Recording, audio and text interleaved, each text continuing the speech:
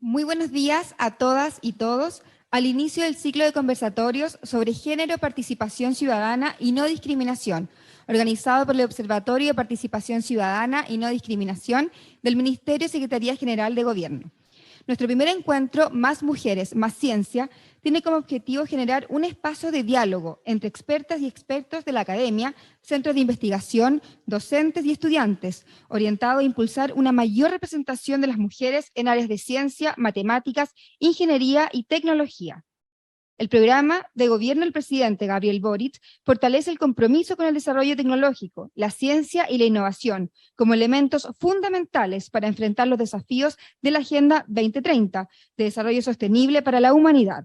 Asimismo, releva el rol de las mujeres y declara que un gobierno feminista implica que todas las acciones del Estado estén enfocadas en la paridad de género e igualdad en la arena institucional y política, así como ser capaces de incorporar la perspectiva de género en todas las políticas que tengan relación con la vida de las mujeres y diversidades.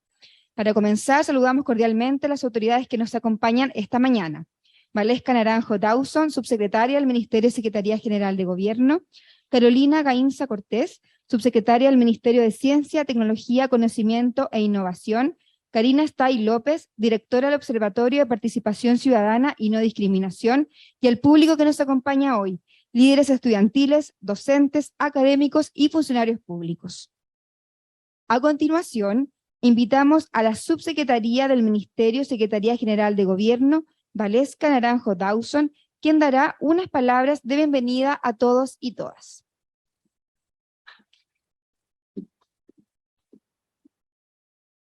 Hola, muy buenos días a todas y todos los que están acá. Muchas gracias, subsecretaria Carolina Gainza, también por hacerse parte de esta iniciativa, porque no es casual y es muy importante. Gracias, Valentina, gracias, Constanza. No sé si ya está conectada nuestra otra panelista. Muchas gracias a quienes están hoy día acá. Sé que hay gente de los colegios, hay un colegio en particular, entiendo acá, a las personas de municipios, a todos quienes construimos una red que es la que permite que estas iniciativas no solo se queden en buenas intenciones, como que las mujeres participemos más de espacios de toma de decisión, o que después que alcancemos la paridad, luego entonces vayamos por la incidencia, porque tenemos la paridad, pero no necesariamente eso se traduce en incidencia, en toma de decisiones, en participación real.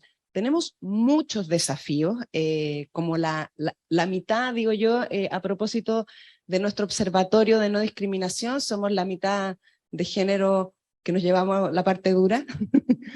Y por lo tanto, ustedes que están en el espacio local, pero que también están en el espacio de la formación de las niñas, las adolescentes, donde esta área es un área que también tiene desafíos particulares en torno a la elección de estas carreras altamente selectivas, además a tener espacios laborales donde efectivamente tengan competitividad, y mucho más de lo que vamos a conversar hoy día, de lo que ustedes son mucho más expertas que yo. Lo que quiero transmitirles es que es con este grano de arena, gracias al Observatorio de No Discriminación, de participación que tenemos en este ministerio, queremos poner ese grano de arena a que podamos ir construyendo esta red, a que visibilicemos una red que es muy importante en el espacio local, en los espacios de formación y, por cierto, en nuestros espacios, los institucionales, los espacios académicos, y ahí la Caro es una gran experta de cómo hay que empujar no solo las brechas que tenemos en torno al género, que también tenemos brechas en torno a la ciencia y cómo nuestras ciencias sociales de las que somos nosotros hijas y partícipes, también tenemos a ratos la dificultad de también volverlas más legítimas en un entorno donde hablamos de ciencias duras y ciencias blandas, hablamos de géneros fuertes, de géneros débiles, y es ahí entonces donde tenemos que avanzar en la igualdad, que es el objetivo estratégico que tenemos con estas iniciativas, y muchas que vendrán. Así es que celebrar que este es el primer conversatorio, les comparto que iniciamos, y es sobre ciencia, y es sobre cómo entonces conocemos, cómo nos hacemos las preguntas, cómo construimos sociedad, y por eso este primer conversatorio es muy importante. Muchas gracias, Karina, directora, saludar acá a la subdirectora de la DOS y muchísimas gracias a ustedes, las panelistas, que hacen posible este encuentro. Bueno, muchas gracias. Agradecemos las palabras de la subsecretaria del Ministerio de Secretaría General de Gobierno, Valesca Naranjo Dawson, y como ella lo dijo, también saludamos a Camila Carrasco, quien es la subdirectora de la División de Organizaciones Sociales, que también nos acompaña en esta mañana. Comparto con ustedes la reflexión de Cecilia Hidalgo. Ella es bioquímica chilena, ganadora del Premio Nacional de Ciencias Naturales de Chile en el año 2006. Las mujeres reciben prejuicios muy profundos, ya que de alguna manera nuestra sociedad culturalmente no valora igual el talento de las mujeres que el talento de los hombres. La ciencia nacional refleja los mismos prejuicios de nuestra sociedad, que limitan o impiden el reconocimiento del talento de las mujeres. Sus palabras dan cuenta de la realidad que enfrentan las mujeres a la hora de ingresar al mundo de la ciencia. El Ministerio de Ciencia, Tecnología, Conocimiento e Innovación en abril de este año presentó la segunda versión de la radiografía de género, la que arrojó, entre otras cifras, que entre las personas que realizan investigación en Chile, solo 1/3 son mujeres, lo que corresponde a un 34%. El Observatorio de Participación Ciudadana y No Discriminación, a través de este ciclo de conversatorios, busca visibilizar los avances y desafíos en materia de igualdad de derechos para las mujeres, tanto a nivel público como privado. Para conocer más detalles, dejamos con ustedes a su directora, Karina Stay López.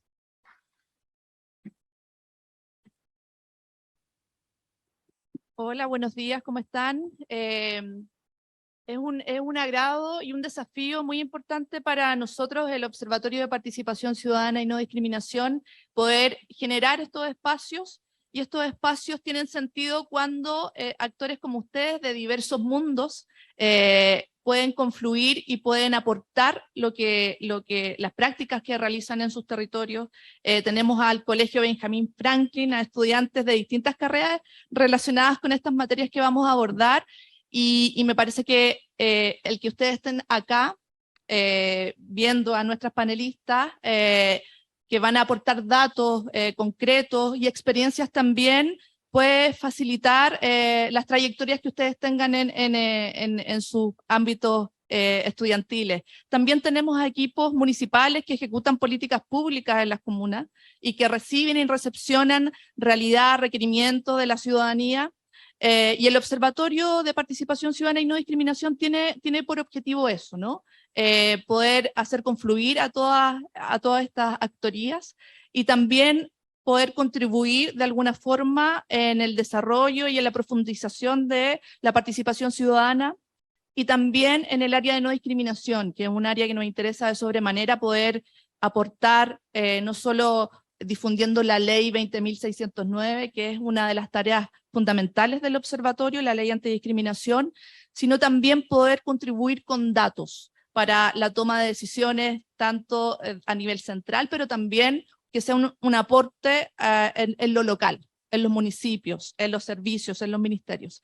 Así es que como dijo la subsecretaria Valesca Naranjo, es el primer conversatorio de un ciclo que tenemos proyectado, que se van a realizar en los próximos meses, sobre participación, género y no discriminación, que esperamos también nos podamos ver en las próximas instancias. Agradecemos, por cierto, a las panelistas, que yo creo que van a aportar desde su mirada, experiencia, expertise en este debate, y también invitar a todas las personas presentes a que podamos dialogar, preguntar, que no sea solo una jornada expositiva, sino que también podamos escucharnos desde ustedes las preguntas y también las experiencias que ustedes tienen en sus propios ámbitos de trabajo, de labor y profundización en esto, que nos parece muy relevante. Así es que muchas gracias por la asistencia y muchas gracias a la subsecretaria y a las panelistas también.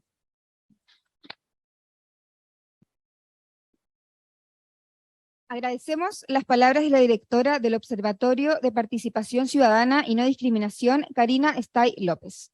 A continuación daremos inicio a este conversatorio, y para eso queremos invitar a la subsecretaria de Ciencias, Tecnología, Conocimiento e Innovación, Carolina Gainza Cortés, quien es socióloga de la Universidad de Chile y magíster en estudios latinoamericanos en la misma casa de estudios.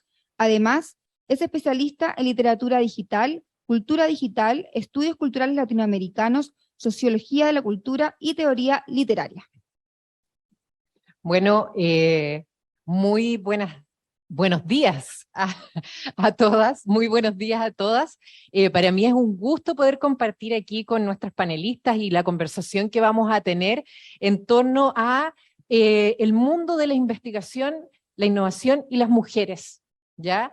Y estaba pensando a partir de las palabras que recién entregaron la subsecretaria y respecto a estas dicotomías que como ministerio estamos comprometidos a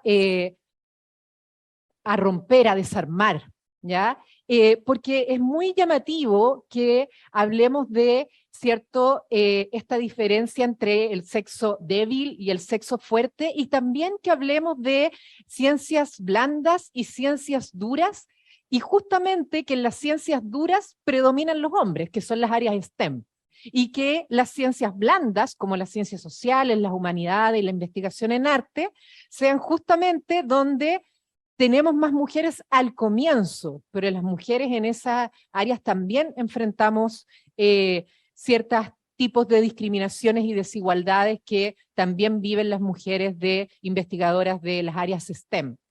Entonces, nosotros como ministerio estamos comprometidos en desarmar, como les decía, estas dicotomías que perpetúan prejuicios y desigualdades en distintas áreas de la investigación y de la innovación. Y por eso es que hemos realizado estudios para entender, analizar y analizar las brechas de género y avanzar, ¿cierto?, en una política en la cual podamos alcanzar la igualdad entre las mujeres, o sea, entre mujeres y hombres en estas áreas, pero también enfrentar el problema de manera multidimensional, es decir, no solo cuantitativa, que tengamos más mujeres, sino que también cualitativas, es decir, tomando en cuenta aquellas dimensiones que tienen que ver con, por ejemplo, los cuidados que se vio tanto durante la pandemia y que nos hizo retroceder, ¿ya?, en la presencia de mujeres en el mundo de la investigación. Entonces, para eso es que yo quiero presentarles estos estudios, algunos resultados de estos estudios, que son 2, y voy a partir con la radiografía de género, ¿ya?, presentándoles algunos datos, ¿ya?, que también son bien preocupantes y que son los que nosotros estamos mirando para poder avanzar en estos temas. A ver, ¿para allá o no? ¿Para dónde tengo? ¿Para allá? Por eso, ya, ahí sí. Entonces, como les decía, algunos de los principales resultados de la radiografía de género que presentamos recientemente en abril, ¿ya?, de este año. Ahí. Bueno, esto a nivel general, ¿ya?, nosotros podemos ver que dentro de lo que es el porcentaje de mujeres que se titularon en las áreas STEM, ¿ya?, esto solo considera ciencias, tecnología, matemáticas e ingeniería. En los países de la OCDE, ya respecto del total de titulados en países de la OCDE. Solo 7% de las mujeres que se titularon de pregrado en Chile en el año 2019 lo hicieron en áreas STEM, ¿ya? Y somos el país con el porcentaje más bajo de los miembros de la OCDE. El promedio, o sea, el promedio de la OCDE es un 13% de mujeres tituladas, nosotros tenemos, como ven ahí, ¿cierto?, el porcentaje más bajo. Por lo tanto, estamos en un escenario en el cual tenemos muchos desafíos. Para allá. Bueno, y esta es la típica fuga en la tubería, ¿no? Entonces aquí podemos ver que, y me voy a parar mejor, porque creo que así no estoy dando vuelta la cabeza todo el rato. Ahí. Ya. Está bien ahí, ¿cierto? Ya. Entonces lo que podemos ver aquí es que en la matrícula de pregrado tenemos que, podríamos decir que es cierto, tenemos un porcentaje más o menos similar entre hombres y mujeres, siendo un 54% del total de personas, o sea, del total de personas que entran a pregrado, un 54% son mujeres.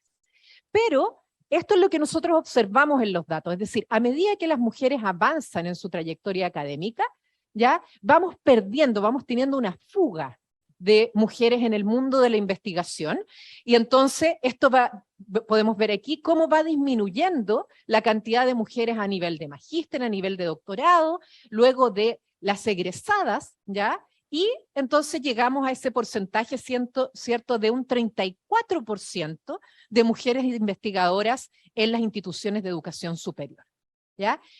Esta fuga en la tubería se debe a, como podemos ver, no solamente a que necesitamos más mujeres, de hecho tenemos un 54% de mujeres a nivel de la matrícula de pregrado, sino que más bien aquí entran a jugar otros factores de los cuales nosotros como ministerio en nuestra política de género nos estamos haciendo cargo, y en eso estamos trabajando para ampliar esta política a mirar estas otras dimensiones que afectan la carrera de las mujeres en investigación. Aquí lo que vemos es, ¿cierto?, un ratio, ¿cierto?, la proporción de mujeres y hombres que podemos encontrar a nivel de la postulación a becas de magíster y doctorado nacional y extranjera, según grupo de área de conocimiento de la OECD, ¿ya? Y lo que encontramos acá es que vemos que, ¿cierto?, el uno es la igualdad, ¿ya? En el magíster no STEM encontramos que hay más mujeres que hombres. Y eso es llamativo porque uno podría decir que bueno que hay más mujeres que hombres, ¿cierto? Pero también es porque se tiende a pensar que las áreas no STEM son carreras femeninas, ¿ya? Entonces ahí también tenemos que trabajar ese tipo de cosas. Pero todas las otras áreas, ¿cierto? Doctorado no STEM, magíster no STEM, o sea, doctorado STEM y magíster STEM están bajo la línea, por lo tanto ahí tenemos mayor proporción de hombres que mujeres. Y ahí es donde tenemos que trabajar para que en ese nivel de formación se acerquen a la igualdad, ¿ya? Respecto a la graduación de personas beneficiadas con las becas de magíster y doctorado, ¿ya? Podemos ver que también, aquí vemos que en el magíster no STEM está por sobre la línea de igualdad, ¿ya?, entre hombres y mujeres, tenemos más mujeres. Lo interesante aquí es que en la graduación vemos fluctuaciones respecto a la línea anterior, que tenía que ver con las postulaciones. Y esas fluctuaciones, ¿ya?, cuando tenemos la curva más abajo, se puede deber a que, por ejemplo, las mujeres tuvieron ciertos problemas para titularse, ¿ya? Y tenemos que investigar qué es lo que pasa ahí cuando baja la línea. Y ahí, por supuesto, también entran esto que les decía, múltiples factores y de los cuales nuestra política se quiere hacer cargo. Respecto a la participación de mujeres en I+D, esto también, lo que podemos ver en este gráfico es que nosotros trabajamos con 3 categorías, ¿ya?, en la radiografía de género. Otro personal de apoyo femenino, que en general son mujeres que no están directamente vinculadas con la investigación, sino que ofrecen apoyo administrativo, ¿ya? Las técnicas mujeres que sí tienen una participación a nivel técnico en la investigación, y las mujeres investigadoras. Y esta situación es preocupante porque vemos que el mayor porcentaje de mujeres a nivel del mundo de la investigación se desempeña en apoyo, ¿ya?, en las áreas más administrativas, y esta brecha ha ido creciendo, ¿cierto? En el año 2019 se produce una diferencia mayor entre aquellas mujeres que se dedican a este personal, al apoyo, y las mujeres investigadoras. ¿Y esto qué significa? Que las mujeres no están accediendo a cargos de liderazgo en el mundo de la investigación, ¿ya? Respecto al otro estudio que les mencionaba, que es el estudio de evaluación de brechas de género en la trayectoria de investigación, y que tomó datos del año 2021 y 2022, yo les quería mostrar algunos resultados cualitativos. Los resultados cuantitativos también son interesantes para el fenómeno, ¿cierto?, que queremos abordar, porque muestra las diferencias, las grandes diferencias que existen a nivel de los proyectos de investigación, ¿ya?, especialmente de Fondesit. Pero los datos cualitativos nos entregan información que muchas veces nosotros no podemos ver a nivel de los datos, ¿ya? Y por eso quería mostrarles algunas de las opiniones de que nos entregaron las 11 mujeres investigadoras entrevistadas para este estudio. Y aquí encontramos cosas con las cuales nosotras como investigadoras o aquellas mujeres que están en el mundo de la tecnología o de la innovación nos hemos encontrado, ¿ya? Nosotros trabajamos aquí en este estudio investigando 3 tipos de barreras. Respecto a la barrera de acceso a fondos públicos para investigación, la primera opinión es muy llamativa, porque dice, no creo que te sirva mucho para el estudio, porque yo vivo sola, no estoy casada y no tengo hijos, tengo un perfil masculino, ¿ya? En el sentido de que la mujer es la que se encarga de la casa. Aquí llama la atención, ¿ya? Así como también en las otras opiniones, de cuáles son como las barreras para acceder a fondos públicos, que da cuenta de que las mujeres tenemos más barreras porque tenemos menos tiempo que los hombres. Eso es un poco lo que está diciendo esa primera mujer investigadora, en esa primera opinión. Después, para poder investigar necesitas estar 15 o 16 horas al día. Es un trabajo, el mundo de la investigación demanda mucho tiempo. Ya, yo me acuerdo, yo trabajaba hasta los fines de semana, ¿ya? Bueno, ahora también. Por lo menos de lunes a viernes o sábado. Pero cuando tienes hijos no tienes las 16 horas seguidas. Es decir, dado que los hombres no ejercen labores de cuidado, generalmente tienen más tiempo que las mujeres para dedicarse con más concentración, ¿ya?, a la investigación. Después, sin Fondesit, mis colaboradores no me habrían puesto de autora correspondiente o primera autora. Y eso es muy importante, porque como las mujeres, la brecha entre hombres y mujeres aumenta a medida que uno avanza en la carrera académica. Cuando nosotros miramos los datos de Fondesit, por ejemplo, a nivel de postdoctorado, de becas, o sea, de Fondesit de postdoctorado, hay brechas, pero las brechas son mucho más grandes a nivel de Fondesit regular, que es cuando uno avanza en la carrera académica. Entonces, por lo tanto, como las mujeres, hay esa brecha, las mujeres tienen menos Fondesit que los hombres, ¿ya? Y por lo tanto tienen menos acceso a ser primeras autoras en los artículos, lo cual afecta sus currículums, lo cual afecta la postulación a los fondos de investigación, etcétera, etcétera, ¿ya?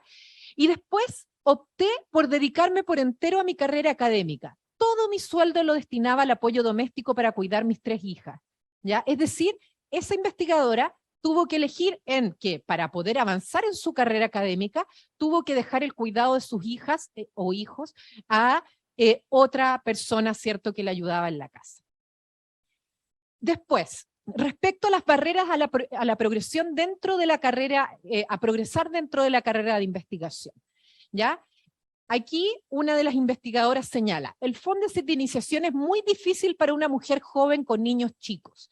Esta barrera inicial es estructural en investigadora, porque claro, uno postula generalmente al Fondesit de iniciación, justamente coincide cuando las mujeres están teniendo hijos, ¿ya? Entonces se convierte en una barrera.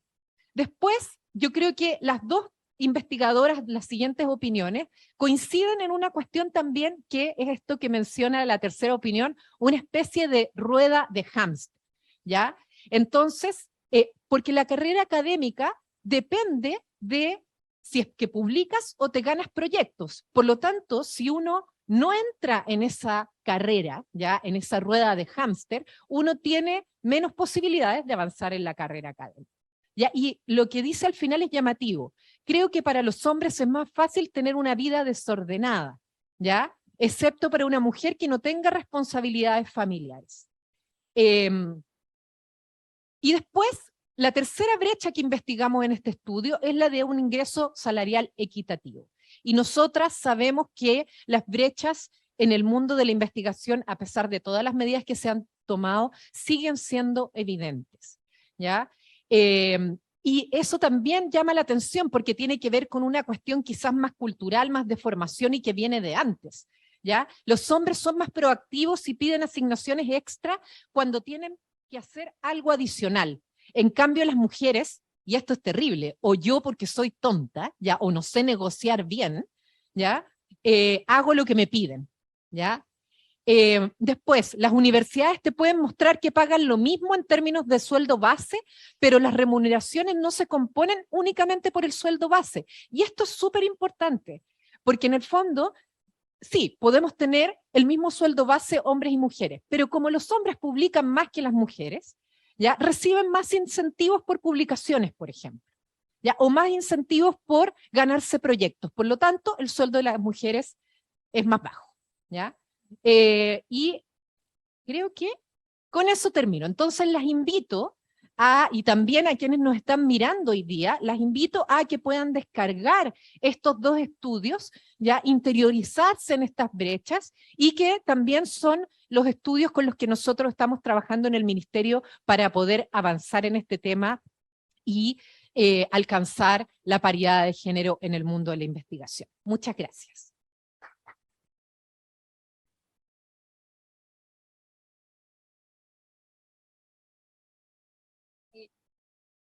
Y voy a correr mi silla para acá para no quedar tan lejos de ustedes, ¿ya? Ahora vamos a seguir con con ustedes, con las panelistas, ¿ya? No sé si Teresa está conectada. ¿Sí? ¿Está conectada? Ya, entonces también quiero saludarlas a ustedes, ¿cierto? Y también saludar a Teresa que se está conectando, que se conectó. Ah, ahí está, ahí la veo, ya, que no la veía. Ahí está, que nos está acompañando hoy día. A Valentina, a Constanza, y también por estar aquí con nosotros y poder conversar de estos temas que son tan importantes para nosotras. Entonces, quiero, para que podamos dar inicio a este conversatorio, ¿cierto? Quiero invitar a cada una de nuestras panelistas a que puedan hacer una breve presentación de 5 minutos, ¿ya? De lo que ha sido su trabajo y también de su experiencia, ¿no? En los distintos mundos en los cuales ustedes se desempeñan. Para eso quiero presentar primero y darle la palabra a Teresa Paneque, que nos acompaña hoy día. Teresa Paneque Carreño, astrónoma y magíster en astronomía de la Universidad de Chile, y quien nos acompaña hoy día desde Alemania. Bienvenida, Teresa. Así que cuéntanos de tu experiencia, de tu trabajo, para que todos podamos conocerlo y podamos conversar después. Hola, muchas gracias. No sé si me escuchan bien. Perfecto. Súper. No, súper contenta de poder estar participando de este evento de manera virtual. Muchas gracias, subsecretaria, por la bonita introducción al trabajo y al recogimiento de datos que se ha hecho desde el Ministerio, y por supuesto al Observatorio de Participación Ciudadana por haber convocado este evento, que creo que es muy necesario. La verdad es que yo preparé, algunas diapositivas para hablar desde el punto de vista de la astronomía, en particular cómo se vive esta brecha de género desde la ciencia, y quizás no tan enfocado en lo que yo hago en particular, sí, al final lo quiero tocar un poco, pero más bien como comunidad astronómica, que es una ciencia que dentro del área STEM quizás tiene una particularidad donde pareciera ser a priori que la fuga es un poco distinta. Bueno, lo vamos a ir viendo, pero quise verlo más como algo global. Entonces no me voy a centrar tanto en quizás lo que yo he hecho personalmente, sino más bien en globalmente cómo es la situación. Curiosamente, vamos a ir viendo. Yo creo que la pregunta que uno siempre se hace es ¿por qué necesitamos más mujeres? Cuando yo hablo esto con mis estudiantes, cuando yo hablo esto en cursos, la pregunta es, ¿por qué? ¿Estamos diciendo acaso que las mujeres son mejores que los hombres en ciencia? ¿Cuál es la razón por la cual insistimos tanto en la necesidad de tener mujeres en la ciencia? Y eso tiene que ver con lo que hacemos en la ciencia, ¿no? La ciencia busca respuestas, busca resolver problemas que afectan a toda la humanidad y se nutre, esto es muy importante, distintas. Todo se pegó. Esperemos un poquito a ver si se despega. Si no, de repente podemos seguir con la próxima panelista, ¿sí? Ya. Entonces vamos a esperar a Teresa. Bueno, estas son las cosas que ocurren en el mundo digital del cual... Los 25, 29 años, al menos hasta datos del 2019, pero en cada uno de los segmentos vemos que la cantidad de hombres y de mujeres es prácticamente equitativa. Entonces, ¿por qué eso no pasa en las ciencias? Y esto es algo que mencionaba la subsecretaria, ahí lo puse, la población femenina representa la mitad de la humanidad, ¿no? Y esta proporción, sobre todo en áreas STEM, como mencionaban, no se mantiene. Y esto es una realidad en Chile, es una realidad en el mundo. Y quisiera hacer hincapié, porque la subsecretaria dijo algo súper interesante sobre esta diferencia que se hace entre ciencias blandas y ciencias duras. E inclusive dentro de las áreas STEM también hay algunas áreas que pareciera que son más duras que otras. Entonces vemos, por ejemplo, que en ingeniería y ciencias el porcentaje de mujeres, estos son datos hasta el 2018, son muchas menos mujeres que, por ejemplo, las que tenemos en ciencias médicas o las que tenemos en ciencias naturales y, por supuesto, como antes mencionaban, humanidades, ciencias sociales, pareciera ser que tienen esta connotación donde podemos aceptar a más mujeres. Pero por supuesto que no es así, por supuesto que no hay una separación de que algunas ciencias son para hombres y otras para mujeres. Y yo también había puesto este gráfico, por suerte ya lo mencionaron, así que no me voy a detener mucho al respecto, que es de un estudio que se hizo hace unos años, no es de los mismos grupos de datos que había mostrado antes, pero que muestra este efecto que conocemos como la fuga de talentos, ¿no? La fuga de mujeres a lo largo de que avanzamos en la carrera académica. Y claro, el porcentaje de rectoras, sobre todo el porcentaje de mujeres en estamentos de poder, es mucho menor que el que realmente representa la conformación de nuestra sociedad. Y esa es una problemática súper grande. Así que quería simplemente destacar este problema, que también había puesto ahí la imagen de esta fuga de cañería, y destacar también a las 4 rectoras que actualmente son parte del Consejo de Rectores, Marisol Durán de la Universidad Tecnológica Metropolitana, Natacha Pino de la Universidad Aysén, Rosa de Bes de la Universidad de Chile y Elisa Araya de la UNCE. Pero vamos a lo que a mí me convoca, y yo sé que estoy tomando un poquito más de 5 minutos, así que disculpen por eso. ¿Cómo se ve esta brecha de género desde la astronomía? Y Chile es un país privilegiado y predilecto para la astronomía, simplemente por un tema geográfico. Tenemos unos cielos espectaculares, tenemos la cordillera, tenemos el mar. Esto permite tener una atmósfera idónea, sobre todo en la zona norte, en la zona del desierto, para poder poner telescopios, y de hecho, dentro de los próximos años, Chile va a concentrar bastante más que el 50%, cerca de un 70% de la capacidad observacional sobre suelo a nivel mundial. La cantidad de infraestructura y de colaboraciones internacionales que llegamos a tener gracias a la astronomía es súper potente. Entonces, en un país donde tenemos una ciencia tan presente, donde tenemos a tanta gente que sabe de la existencia de la astronomía, que sabe lo que se está haciendo, que conoce las preguntas, que van de vacaciones al norte y pueden visitar estos observatorios, ¿cómo se vive esto? Astrónomos y astrónomas en general han ido creciendo. La evolución en el número de universidades, estos son todos datos de la Sociedad Chilena de Astronomía, la evolución en cuanto a las universidades que brindan oportunidades para investigar astronomía ha ido creciendo a lo largo de los años. Esto quiere decir que ha habido además un aumento en el lugares donde realizar este tipo de investigación. Y cuando vemos cómo ha sido la evolución de la comunidad astronómica en Chile, la comunidad astronómica en Chile también ha ido aumentando a lo largo de los años. O sea, tenemos un aumento en los lugares donde se hace investigación y tenemos un aumento en la cantidad de personas que hacen investigación. Y cuando uno ve este gráfico, uno dice, maravilloso, miren, justo además entre el 2016 y 2021, que han sido años donde hemos estado hablando muchísimo de la problemática de género, ha habido un aumento significativo en, por ejemplo, la cantidad de académicos y académicas, ha habido un aumento significativo en estudiantes de doctorado. Entonces, ¿se traducirá este aumento de personal en un cambio en la brecha de género? Estas son las estadísticas de género de la Sociedad Chilena de Astronomía para el año pasado, para abril del año pasado, en la actualidad, con más de 250 astrónomos y astrónomas en el país.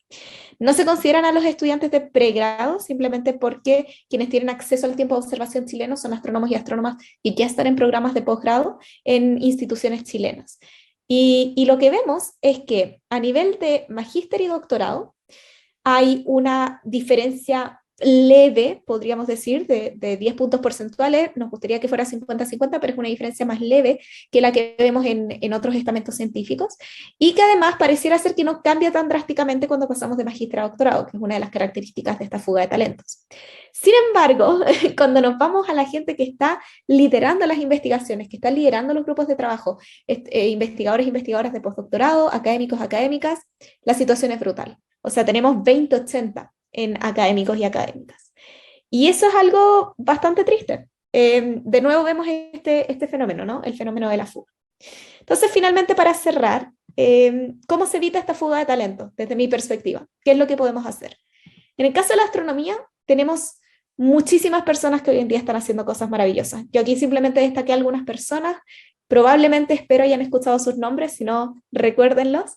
Tenemos a Laura Pérez, que además es una académica de la Universidad de Chile que tiene un lugar muy especial para mí porque fue mi profesora guía de mi magíster. Ella fue recientemente destacada por la Academia Mundial de las Ciencias, también ha sido destacada por la Academia Científica Chilena. Tenemos a Viviana Guzmán, que es otra académica que también ha liderado un montón de proyectos a nivel internacional, súper potentes ambas en su área de estudio. Tenemos también a investigadoras que a nivel de posgrado y actualmente en investigaciones más avanzadas han destacado. Hace unos años, por ejemplo, Paula Sánchez fue destacada por el premio L'Oréal Chile UNESCO. Cuando estaba realizando su doctorado en astronomía. Tenemos hoy en día a Tatiana López, que es la primera chilena astronauta. Ella es una estudiante de Ingeniería Civil Aeroespacial en la Universidad de Concepción. Entonces tenemos a mujeres que están haciendo cosas maravillosas.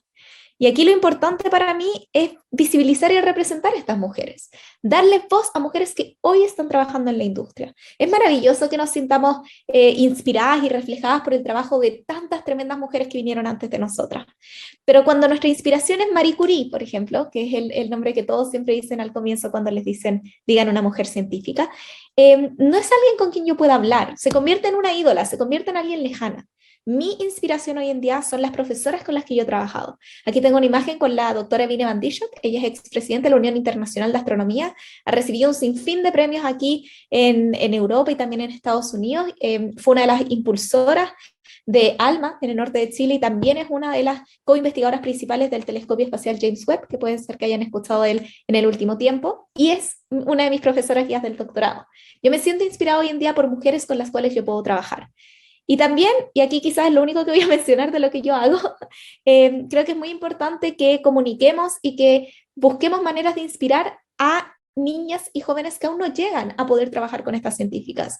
Yo tengo un libro para niñas y niños, para jóvenes en general, que es El Universo según Carlota, y ha sido un personaje que ha inspirado a mucha gente. Y aquí ven a Julie, que recientemente celebró sus 7 años, yo no la conozco, sus padres me compartieron la foto, y que celebró su cumpleaños ambientado en el universo y en Carlota.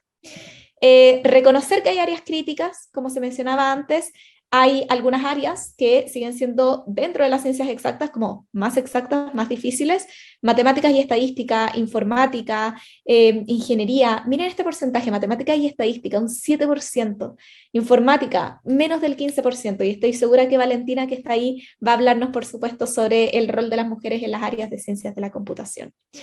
Contratación selectiva con mirada de género para aumentar el porcentaje de mujeres en instituciones y programas, esto es muy importante, tenemos que hacernos cargo de esta brecha histórica y no sobrecargar. Creo que es muy importante que dejemos de que además las pocas mujeres que se mantienen en esta industria actualmente, las mujeres que son parte de ese 20% académicas, no solamente tengan que cargar con sus labores científicas, con sus labores de profesora, con sus labores burocráticas, sino que además cada vez que hay un comité, las llamemos, porque tenemos 2 mujeres en el departamento y tenemos que cumplir con la cuota de género, entonces tienen que estar en todos los comités, en todos los espacios. Si queremos cumplir cuotas de género, si queremos que las mujeres sean parte de la decisión, tenemos que contratar a más mujeres. No podemos poner la responsabilidad sobre un individuo, sino que tenemos que hacerlo una política institucional, que yo creo que es lo que también se está intentando impulsar desde el gobierno con todas las políticas de género y es la dirección correcta en la que hay que ir. Lo siento mucho, yo sé que me pasé muchísimo del tiempo de los 5 minutos, pero muchísimas gracias por esta oportunidad y nada, estaré aquí a la distancia escuchándolas y siguiendo la conversación para poder aportar desde lo que pueda.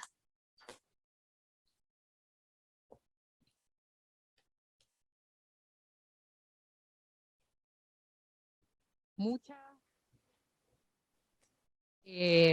importante presentación que nos da cuenta de cómo, a pesar de que la astronomía se ha convertido en una disciplina con mucha visibilidad en nuestro país, ¿ya? Y que además ha cumplido un rol en vincular esos conocimientos con la ciudadanía y hacerlos interesantes, y ahí es muy importante el rol que cumplen comunicadoras como Tere Paneque, ¿ya? Pero cómo se mantiene la brecha de género, a pesar de que han aumentado la cantidad de investigadores en esa área, la brecha de género se mantiene e incluso es dramática a nivel de los roles de liderazgo. Así que muchas gracias por esa presentación y muy de acuerdo con que tenemos que visibilizar el trabajo que están haciendo las mujeres en esta área particular, pero en otras áreas en general, ¿ya? Y también el de aquellas mujeres que han hecho un trabajo importante, como el de Tere y otras divulgadoras y comunicadoras de la ciencia, la astronomía y otras áreas del conocimiento. Bueno, ahora quiero dejar con ustedes, ya quiero presentar a nuestra siguiente participante, Valentina Muñoz Rabanal, conocida como @chicarosadita, ¿ya? Me encanta tu pelo, debo decirlo. Chica Rosadita en redes sociales. Ella es activista feminista de la rama STEM y defensora de los derechos digitales y directora de la Asociación de Mujeres Jóvenes por las Ideas, AMUJI. Así que las dejo con Valentina para que nos cuente también de su experiencia, de tus opiniones respecto al tema, entre otros. Muchas gracias. Muchas gracias a ti y bueno, muchas gracias también a Tere Paneque por esa charla magistral, fue perfecto. Bueno, mi nombre es Valentina Muñoz Rabanal, porque si no mi mamá le da ataque. Tengo 20 años y de hecho me encanta ver tanta gente joven, porque hace 5 años yo estaba exactamente igual que ustedes, como asistiendo a todas las charlas que pudiera, siempre estaba metida así, escuchando, tratando de ver como a estas súper mega referentes del mundo de la ciencia y la tecnología. De hecho, le contaba a alguien delante como qué emoción ahora estar en paneles con Tere Paneque, porque Tere Paneque era mi jueza cuando yo participaba en concursos de robótica. Entonces es gracioso porque ahora conversábamos y como que nos llevamos muy bien y es como, oye, ¿te acuerdas cuando no me dejaste ganar? Y era así como muy gracioso y es divertido y creo que es interesante contar esas cosas porque de repente uno, como decían delante, termina teniendo estas figuras como Marie Curie, como que fueran personas muy lejanas, como que la gente científica es de otro nivel, como que tienen un IQ así de 200 y en realidad son gente muy común como ustedes, como mí, como Coconi, como son gente como tus vecinos y en realidad lo que hace la trayectoria es como ponerte un poco en esta nube de, oh, qué maravillosa ella, jamás voy a ser como ella, y en realidad es importante saber que Tere Paneque, que Connie, que yo venimos del mismo lugar de ustedes, todas nacemos igual, todos como que de ahí venimos. No, no todas, pero por ahí, similar. Entonces, bueno, es importante primero que ya no soy la presidenta de AMUJI. AMUJI es la Asociación de Mujeres Jóvenes por las Ideas. Es una organización que fundé con 2 compañeras del liceo. Yo estudié en el Liceo Carmela Carvajal, colegio público, y nosotras participábamos en concursos de robótica, First Lego Lead se llama, la Tere era jueza, y nos dimos cuenta de que existía toda esta como brecha de género y lo que más nos impactó fue que cuando dijimos, ya queremos ser activistas feministas también, como démosle, no se podía. ¿Por qué? Porque éramos chicas. Porque resulta que desde los 18 como que tú puedes empezar a tomar el micrófono, empezar a dar charlas, empezar a liderar, y en realidad las cosas no son así. Y cuando nos dimos cuenta de que las niñas teníamos problemáticas específicas, también distintas de las problemáticas que tienen las mujeres adultas, dijimos, pucha, falta un espacio, una red, que lo que haga sea motivar, conectarnos entre las niñas y desde ahí generar una iniciativa. Oh, escucho como un eco. Y desde ahí generar iniciativas que sean de niñas para niñas. AMUJI es una organización que ya lleva 3 años. Hemos tenido ya en estos 3 años como 300 voluntarias y actualmente hay un nuevo directorio. Tenemos una presidenta que se llama Diana Alcota. Ella tiene 14 años, si no me equivoco, y la gracia de decir que ya no soy la presidenta es porque AMUJI es de niñas para niñas, así lo creamos. Yo ya no soy una niña, así que ahora el momento de liderar pasa a la nueva generación y la idea es que así se mantenga, porque seguimos teniendo estas organizaciones como de mujeres adultas que venimos a iluminarlas con nuestra sabiduría y en realidad las niñas ya tienen su sabiduría y creo que es importante también que cambiemos esa imagen que tenemos de como prototipo de científico. Porque también escuché una vez a Tere hablando como de, o no, fue Fran Astrónoma que me dijo, otra súper activista del mundo de la astronomía y el feminismo, por si quieren seguirla, Fran Astrónoma, ella me decía, pucha, es que igual es difícil posicionarse en el mundo del activismo de la astronomía, porque la gente piensa en esta imagen de un astrónomo como un señor viejito, canoso, que no mata ni una mosca, que quiere dormir, que le gustan las estrellas, que está metido de 8 a 8 en el laboratorio mirando, no sé, cosas. Y es distinto de cómo posicionas a una mujer joven, por ejemplo como la Fran, que tiene un estilo súper como muy moderno, el pelito corto, como que se viste joven, como la gente joven, y habla como persona joven. Entonces, ¿cómo posicionas esa nueva imagen a la idea preconcebida que tiene la gente de lo que es un astrónomo? Pasa lo mismo con las programadoras, pasa lo mismo en todas las áreas. Pero es súper cuático porque desde ahí, desde el adultocentrismo, vemos que hay una línea común para todos esos, y es que al conocimiento y a la sabiduría, ustedes imaginen ya, cuando les digo a una persona sabia, ¿en qué piensan? En un hombre viejito, canoso, con un bastón probablemente, que está ahí así como meditando en medio de las plantas, y nunca se piensa en sabiduría, niños. No se piensa, porque siempre estamos ligando el conocimiento, el liderazgo, la sabiduría, la experiencia a la edad. Y yo creo que todos conocemos a una persona adulta que tal vez habla puras tonteras y es como, ¿dónde quedó su sabiduría? Se la perdió en el camino. Entonces, creo que es importante que dejemos de lado esa dicotomía de tenemos que ser una cosa o vamos a hacer la otra cosa y tenemos que elegir, sino que somos gente diversa, somos organismos vivos, mutamos, evolucionamos, y de ahí parte la forma en que uno va construyendo también su personalidad y desde ahí también su carrera profesional. En Amuji lo que se hace es generar talleres de ciencia y tecnología de niñas, para posicionar esta idea de que las niñas ya están haciendo cosas geniales, las niñas tienen el poder y la voz para generar cambios dentro de su comunidad y no necesitan necesariamente que haya una mujer adulta agarrando el micrófono y hablando por ellas. Lo que ahora yo estoy haciendo es que soy la defensora de los objetivos de desarrollo. Muy gracioso porque viajé a Estados Unidos hace poco, volví el viernes, para participar de la Asamblea General de Naciones Unidas, y todo el mundo allá era, oh, qué lindo tu pelo, qué lindo tu outfit, qué bacán que seas tan joven y estés aquí, qué rico tu discurso, me encanta lo que estás haciendo, y yo extrañando mi país, extrañando Chile, y me meto a Twitter para ver qué está pasando en mi país, y resulta que yo era trending topic y todo el mundo estaba diciendo que tenía pelo de payaso, que estaba desnutrida, que...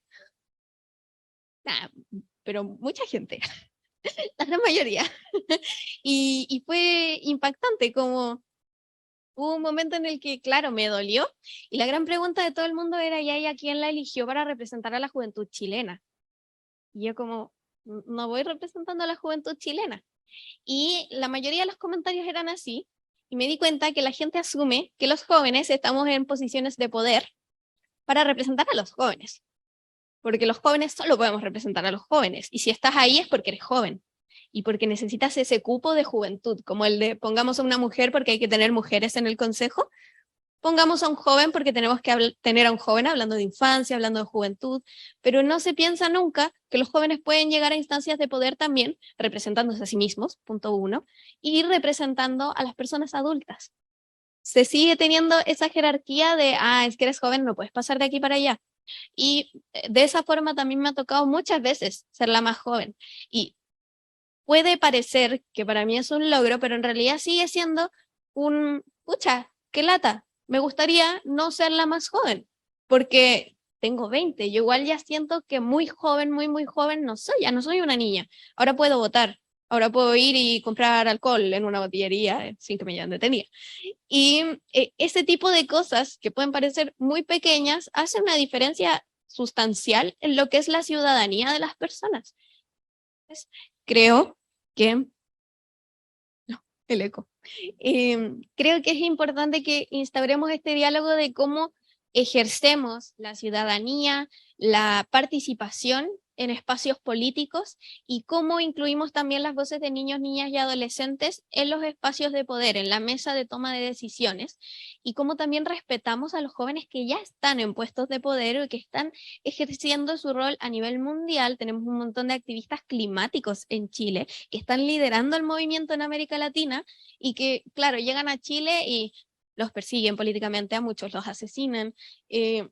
Tenemos que buscar esas formas de reconectarnos y motivar el diálogo intergeneracional, porque seguimos en esta guerra como de los adultos versus los jóvenes, cuando en realidad deberíamos estar trabajando juntos y entender que los jóvenes también defendemos los derechos de los adultos mayores, y que tenemos conocimientos que pueden ser ancestrales, que pueden ser culturales, que pueden ser también de experiencias, porque las experiencias se cultivan también desde la infancia, y que al final es eso lo que nos va enriqueciendo como sociedad. No solamente el dividirnos en...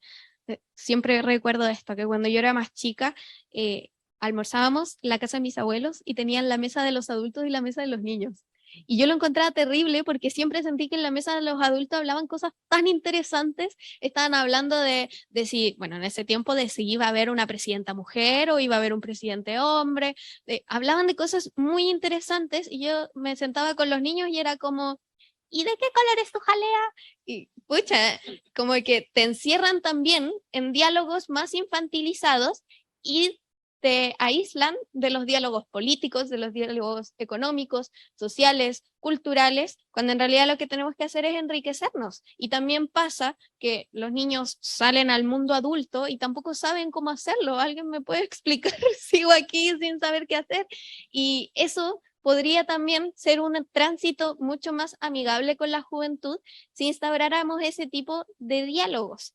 Hablar de economía. ¿Cómo vas a hacerlo para organizar tu plata para que del día 1 al día 31 las cosas salgan bien? ¿Cómo lo vas a hacer para cuando, no sé, necesites ir a comprar algo a una farmacia? Son cosas muy básicas, pero tenemos que dejar de lado esa dicotomía, eliminar la mesa de los niños y hacer una mesa de la familia para hablar los temas que nos involucran a todas las personas en la sociedad. Y desde ahí nace todo. Así que eso. Yo también hago divulgación no tan científica, pero más STEM y STEMinista. Habla un poco como del feminismo, del adultocentrismo y de los objetivos de desarrollo sostenible. Así que si me quieren seguir también, chica rosadita. Y eso, ojalá que sigan las chicas jóvenes aquí participando de estas instancias, que se den el WhatsApp, las que no se conocen, que hagan un grupo, porque esas son las redes que van a necesitar y que necesitan ya y solo que tal vez todavía no lo saben. Gracias. Bueno.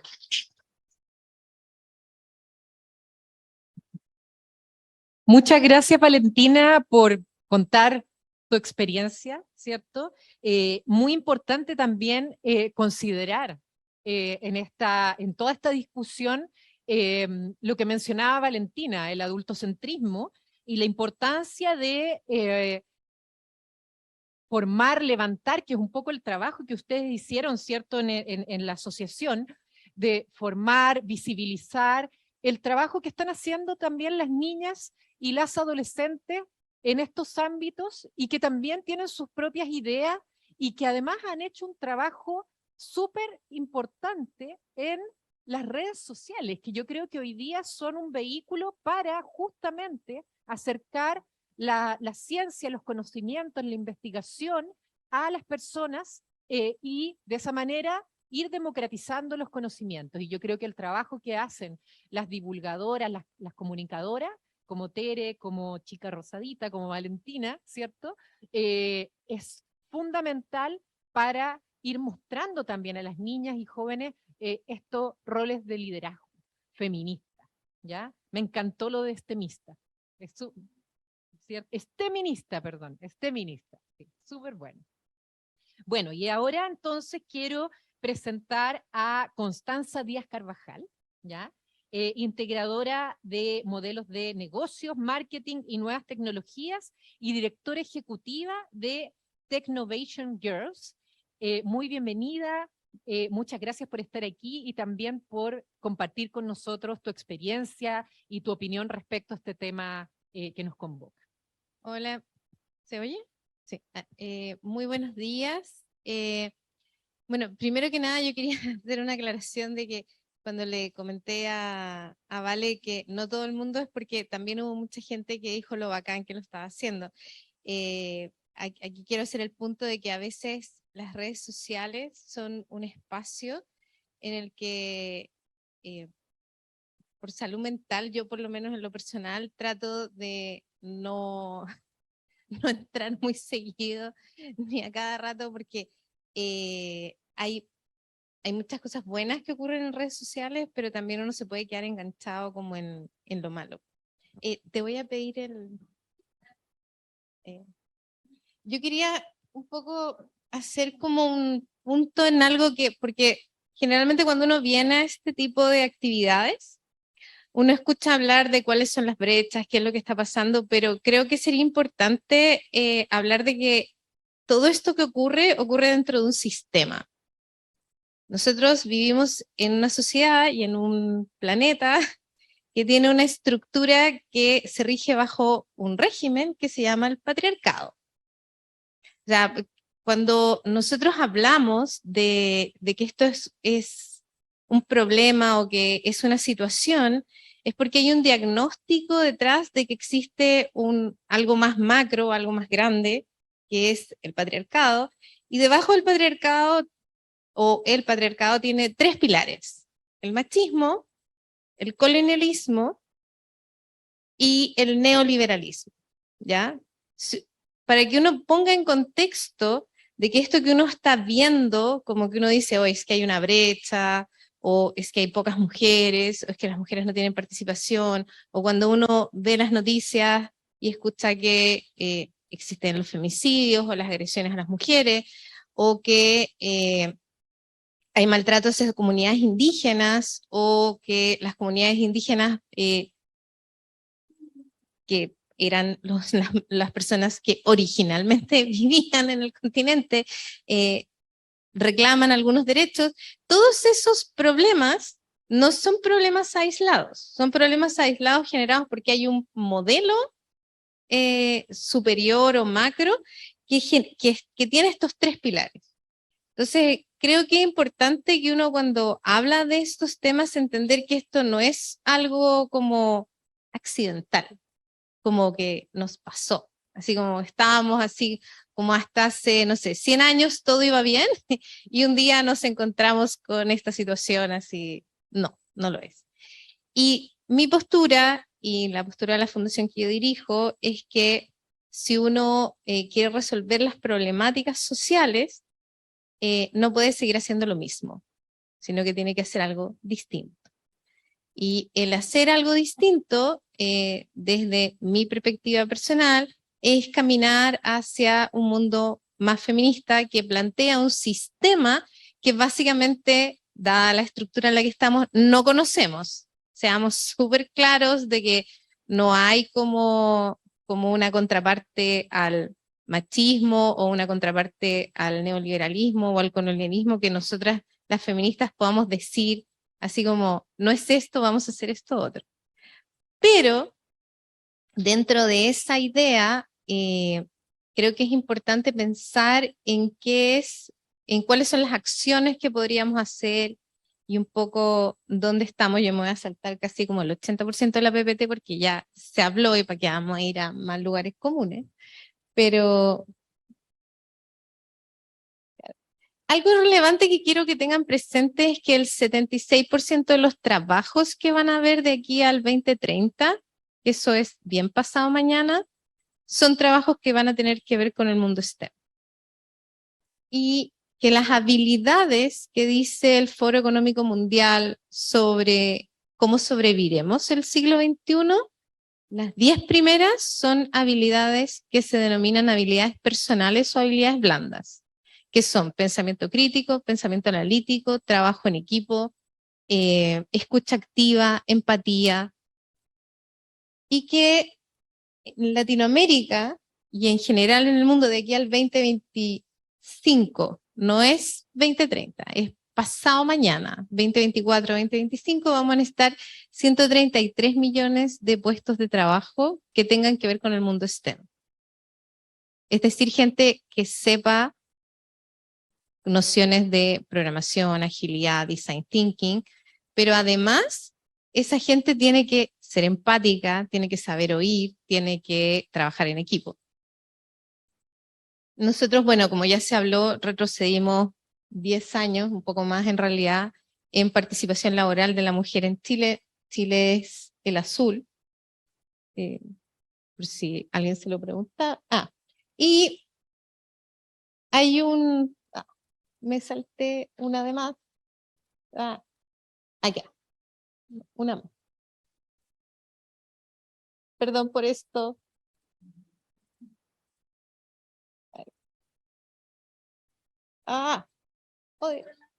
Sí, estoy viendo cuál es el lado, cuál es mi lado. No, bueno, no miren, no miren. Quiero hacer un clic suave, pero no pasa nada. Ya, bueno. Esto lo mostró Tere, en qué participan las mujeres. Estoy buscando una PPT que quiero que muestre. Tal vez lo aprieto muy fuerte.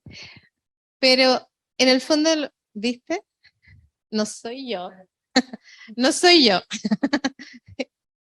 Ya, esa. Nosotros en Tecnovation es poco común en general en Chile que hayan estudios que pregunten qué piensan las personas, sobre todo los estudiantes. Nosotros analizamos más de 700 alumnos de liceos técnicos profesionales en los cuales desarrollamos el programa y les preguntamos si consideraban, el momento 1 es antes de que hagan el programa que nosotros realizamos, el momento 2 es después de que pasaron por nuestro programa, que es un programa que dura 100 horas, en que aprenden a desarrollar una aplicación de celular que resuelve un problema de sus comunidades, en que el 50% del tiempo no es programando, sino que es desarrollando el problema, investigando, entendiendo por qué el problema que estamos tratando de resolver es en realidad un problema. Cosa que en general en el mundo escolar no se hace mucho. Entonces, si se fijan, cuando pasan antes de pasar por el programa, las niñas, que son las que están en naranjo, cuando tú les preguntas si sienten que les va a servir aprender computación para el mundo laboral, en el momento 1, el 40% declara que está totalmente de acuerdo, pero después, en el momento 2, eso sube al 60%. ¿Por qué? Porque hay una falta de comprensión de para qué me sirve tener habilidades STEM. Esa es la gran brecha que tenemos hoy. Y cuando les preguntamos si cualquier persona puede aprender a programar, más del 80%, tanto de los niños como niñas, dicen que sí. Pero cuando les volvemos a preguntar si creen que... Espérate, una antes. La anterior, esa. Si tengo habilidades para aprender a programar, esto es lo que pasa con las niñas. Las niñas se perciben con menos habilidades, incluso después de haber pasado por el programa. Cambia, mejora un poco el panorama, mejora un 6% en el caso, en todos los niveles entre un 6 y un 8. Pero lo relevante de esto, más allá de que el cambio sea poco, es que las niñas les cuesta percibirse como hábiles en temas de programación. Esto es una toma que se hace cuando tienen 14, 15 años. Ojo, que cuando tú le haces estas mismas preguntas a niñas de 11 años, los números son súper distintos.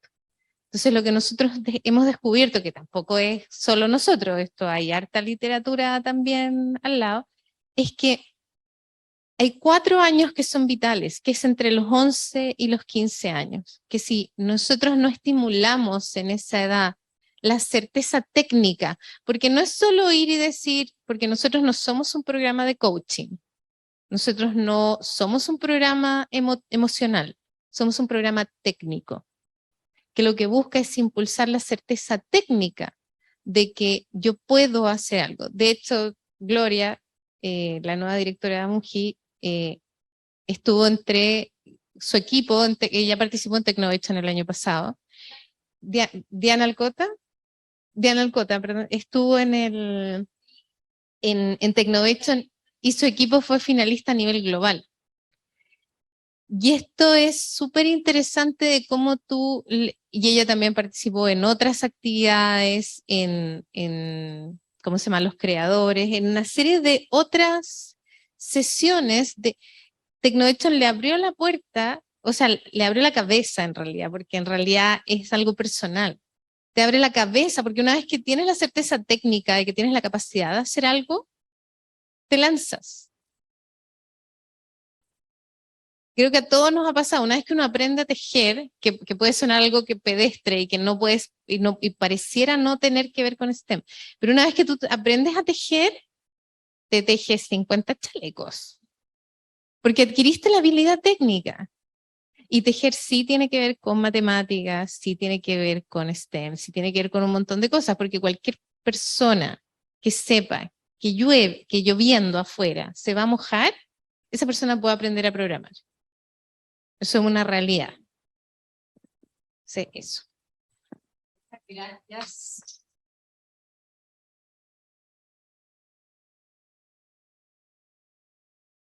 Muchas gracias, Constanza, por los temas que pones sobre la mesa, que yo creo que son muy importantes.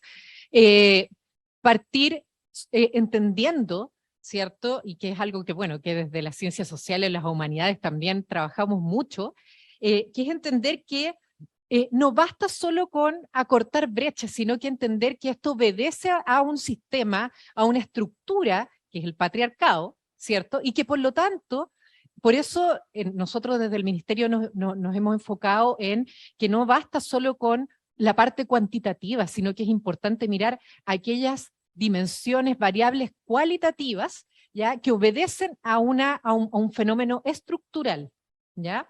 Y lo otro que me gustaría rescatar de lo que tú mencionabas es cómo se van a ir transformando los trabajos, lo preocupante también que esto es ahora, como decías tú, y la poca presencia de mujeres en esos espacios, y el trabajo tan importante que están haciendo ustedes en ese sentido, porque además los trabajos que se vienen a futuro son, ¿cierto?, multidimensionales y requieren de capacidades técnicas, pero también de habilidades de pensamiento crítico. Y por eso es que tenemos que trabajar en conjunto las distintas disciplinas para enfrentar esos desafíos.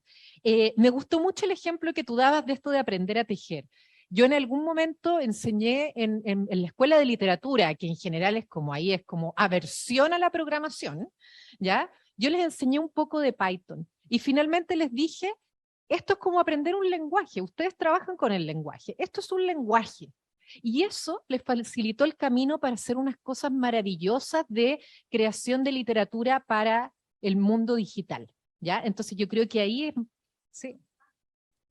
Sí. De hecho, nos pasa que cuando hacemos talleres para profesores y tú tienes a la profesora de lenguaje, al profesor de matemática, al profe de historia, las profes de lenguaje parten con la premisa de entran a la sala y te dicen, no, yo no voy a poder hacer el ejercicio, voy a intentarlo, pero no lo voy a lograr. Es como que parten con eso. Y es súper curioso porque el ejercicio que nosotros siempre hacemos transversal con los profesores es un ejercicio francés que usamos que no tiene sesgo de género en el proceso. Y les digo, este es un ejercicio de comprensión lectora. Si tú tienes comprensión lectora, puedes aprender esto. Y las que lo hacen primero, terminan primero y lo hacen bien, son las profesoras de lenguaje, versus sus pares masculinos, el profesor de matemáticas, de física, de química, no lo logran al tiro, se pican by the way, pero no lo logran al tiro porque se empiezan a enredar en su mente con que es otra cosa, no es tan simple como seguir las instrucciones de comprensión lectora. Entonces, eso es un gran truco que funciona muy bien enseñar a programar, diciendo que es un lenguaje. Exacto. Bueno, y ahora queríamos dar inicio, no sé cómo estamos de tiempo, me imagino que estamos bien.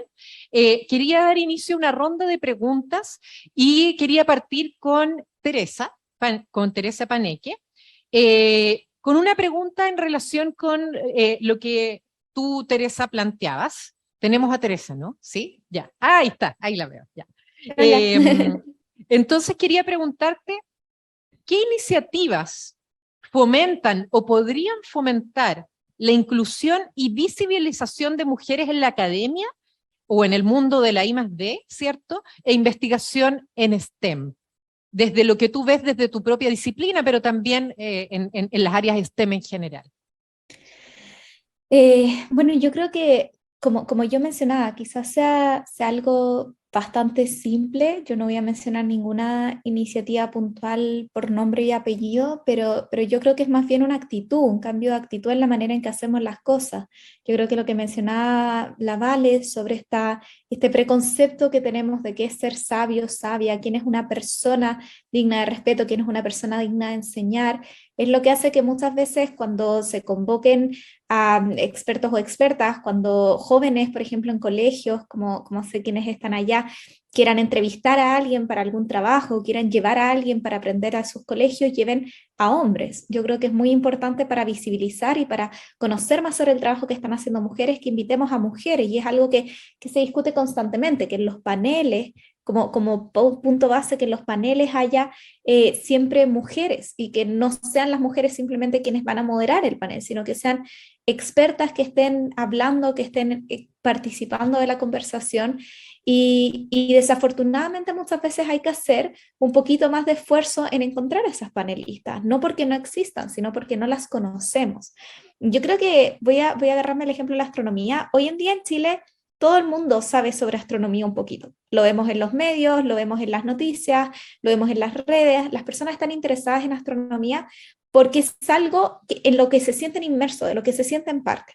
Si uno va a otros países, eso no es así. La gente ve a la astronomía como algo mucho más lejano. Lo ve simplemente como astronautas, como gente que va al espacio, no como personas que investigan sobre fenómenos astronómicos. Y es porque no tienen a la astronomía ahí cerca. Lo mismo pasa con las mujeres científicas y con las investigadoras. Las mujeres científicas existen, están y están haciendo aportes muy valiosos. Pero cuando nosotras no hablamos de ellas, cuando no las invitamos, cuando no las reconocemos, no tenemos cómo encontrarlas. Y eso es un problema que se da no solamente a nivel de sociedad, sino que también muchas veces a nivel de premios. Los premios Nobel, por ejemplo, han sido muy criticados por la falta de mujeres premiadas. ¿Es porque no hay mujeres que se puedan ganar el Nobel o es porque no conocemos los trabajos de esas mujeres? Recientemente, de hecho, una de las premios Nobel de Física hace unos años, ella ni siquiera era profesora titular en su universidad. O sea, su universidad misma no la había reconocido y ella se ganó un premio por su trabajo en óptica que la llevó a ganarse el premio Nobel de Física, y ser una de las pocas mujeres que se lo ha ganado. Entonces yo creo que lo más importante es reivindicar y un poco nombrar, hablar, hacer presentes a todas estas mujeres, porque en Chile hay mujeres y siempre han habido y siempre van a estar. Entonces demos esos espacios, nombrémoslas, conozcámoslas, y yo creo que así se va a poder avanzar. Voy a dar un ejemplo. Me acabo de acordar cuando yo iba como en octavo básico. Yo salí del colegio el 2013, entonces esto fue como 2009, no sé, por ahí. Tuvimos que hacer un ejercicio en biología, o sea, en ciencias, como de hacer como un póster de algún científico o científica. Y todo el mundo, yo había llegado a Chile hace 2 años, entonces yo en verdad no conocía mucho, no tenía tele en mi casa, entonces no tenía idea de lo que estaba pasando. Y todo el mundo, o sea, como un 90% de mis compañeros hicieron a Humberto Maturana. Y yo en ese momento estaba así como, ¿quién es esta persona? Como que en verdad no tenía idea. Yo quería ser a mi mamá, porque mis papás son científicos, y yo dije, bueno, mi mamá es chilena, puedo ser a mi mamá. Y me dijeron, no la hagas a ella.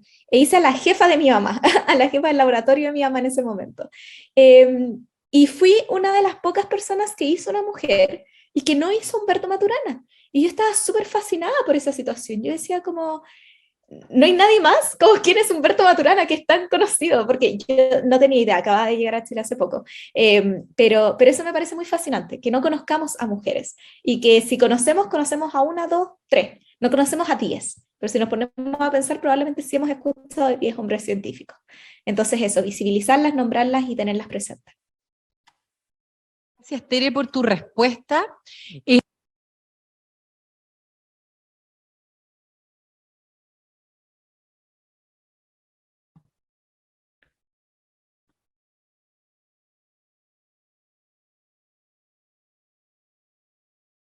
el adultocentrismo con miras a un desarrollo sostenible para todas y todos. Tú algo mencionaste, pero quizás podrías profundizar en alguna de las ideas que mencionaste, qué es lo que hace Amuji. Bueno, algo que no había mencionado y me quedé pensando, no lo dije, era que en 2020 se inició un proceso de consulta pública para que las personas de Chile pudieran contribuir a la construcción de la política de inteligencia artificial que se estaba desarrollando en ese momento. Y como yo ya estaba metida en el tema de la programación y me llama mucho la atención la inteligencia artificial, dije, oh, yo también quiero meter la cuchara y decir lo que pienso. Y me hicieron tapa al tiro, porque en el formulario decía así como solo mayores de 18 años, y yo como, ¿qué onda? Porque, por si no lo saben, la inteligencia artificial es una de las tecnologías más sesgadas en temas de adultocentrismo. Yo creo que a muchas les ha pasado que, no sé, agarran el celular y tratan de buscar algo en Siri o Google, y Google no les entiende, y es como, pucha, ¿por qué no me entiende? Resulta que la mayoría de los testeos para reconocimiento de voz se testean en hombres adultos, entonces las voces más agudas, como las de mujeres o de niños, no las reconocen. Es como, tú no eres un humano, porque lo que ellos entienden de voces humanas son voces de hombres adultos.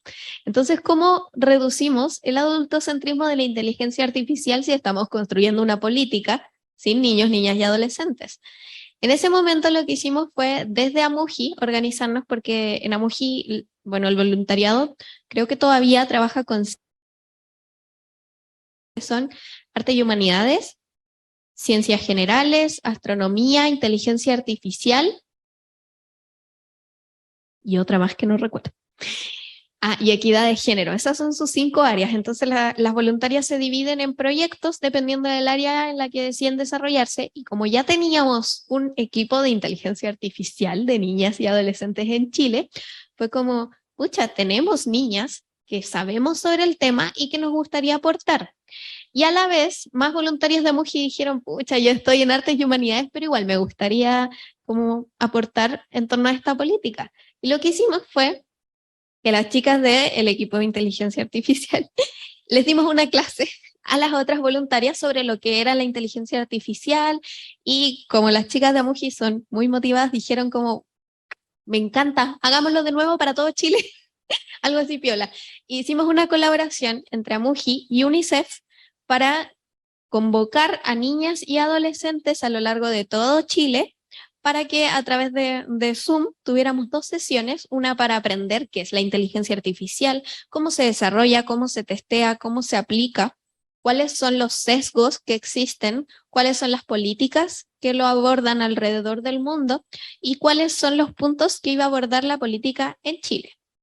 Y después hicimos una jornada de diálogo en la que ellas dijeron, ya, estos son nuestros aportes como niñas y adolescentes. Creamos la Declaración de Jóvenes Científicas ante la Política de Inteligencia Artificial, y de hecho es una política que después se usó de ejemplo para que la instancia se replicara en otros países de América Latina que querían hacer sus propias políticas de inteligencia artificial, y que UNICEF lideró otras conversaciones para que niños y niñas pudieran incluir también sus aportes. Y fue súper loco porque igual, teniendo ya esta declaración, nos dijeron, es que la persona que lo entregue tiene que ser mayor de edad igual.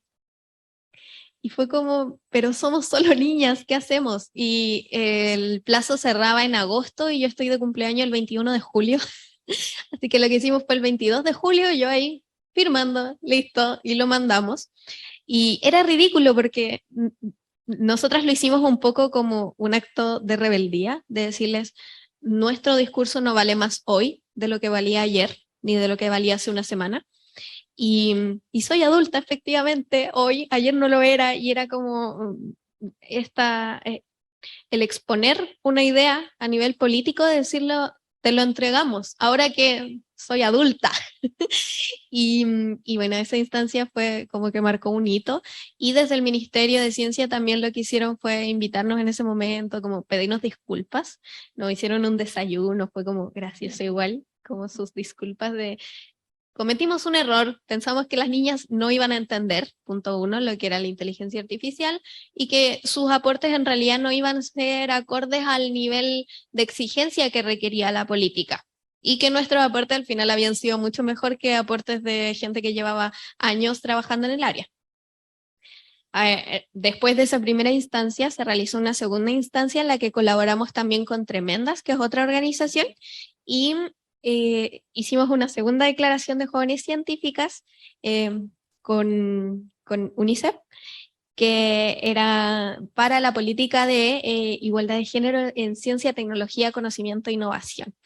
Así que eso, estamos viendo ahí con Diana cuál es la posibilidad de instaurar eso como una dinámica país, y que siempre que se hagan políticas en las que se involucren los derechos de niños, niñas y adolescentes, que prácticamente en todas, se realiza una consulta de participación ciudadana para niños y adolescentes, y que puedan también ahí dar su opinión.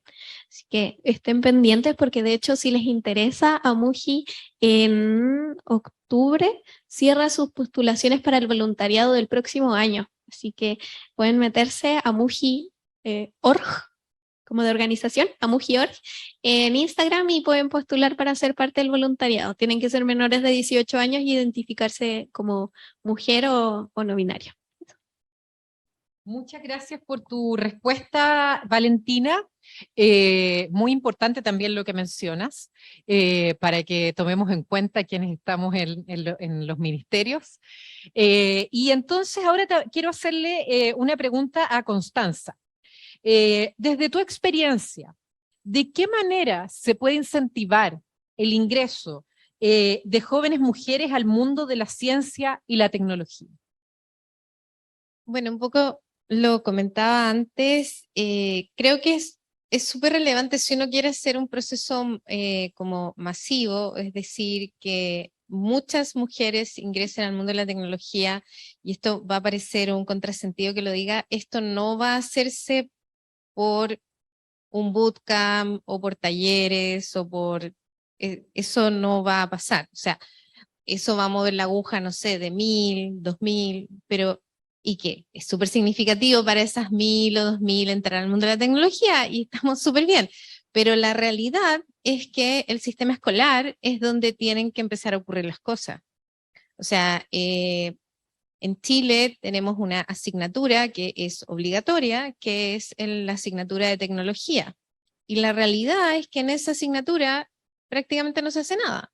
Es un ramo que sirve para subir el promedio de notas, son contados con los dedos de una mano, los liceos, colegios, hablemos del sistema público, porque en el sistema privado, donde hay colegios que los apoderados pueden pagar $1000 o $2000 que son 800.000 pesos, 700.000 pesos por la educación de ese hijo, obviamente tienen laboratorios con computadores que funcionan todos los computadores, con un internet que vuela, con un montón de cosas. Entonces, obviamente esos colegios, el sistema privado está haciendo cosas, pero la brecha con el sistema público es abismante. O sea, no llega a ser una brecha de 1 a 10. Estamos hablando de que es una brecha probablemente de 1 a 1 millón. Considerando que los seres humanos es difícil que podamos entender lo que es 1 millón, porque 1 millón es muchísimo. Entonces, pero la brecha es enorme. Uno va a colegios públicos en Chile y la mitad de los computadores funcionan. El internet en las comunas periféricas funciona muy mal porque se roban los cables. Ayer mostraban los números, los datos de la cantidad de robo de cables que hay en las comunas periféricas. En regiones, para que vamos en detalle, como que ahí ya los números son más dramáticos. Entonces, ¿qué pasa? Uno tiene una asignatura que es mandatoria como tecnología, y lo que hoy día se hace es tomar una tabla de Cholwan, una cartulina, y hacer una maqueta de una tablet. Ese es como el gran ejercicio tecnológico. Sí, sí, subsecretaria. Eso es lo que hacen el 90% de los niños de colegios públicos en este país, desde sexto básico hasta segundo medio. Hacer un collage, le piden a los niños que hagan un elemento tecnológico. By the way, esto no es un problema curricular, porque el currículum es un muy buen currículum. Este es un problema que tiene que ver con el nivel de capacitación y entrenamiento que han tenido los docentes en Chile durante los últimos 20 años, en un país en el que no existe la pedagogía en tecnología en ninguna universidad.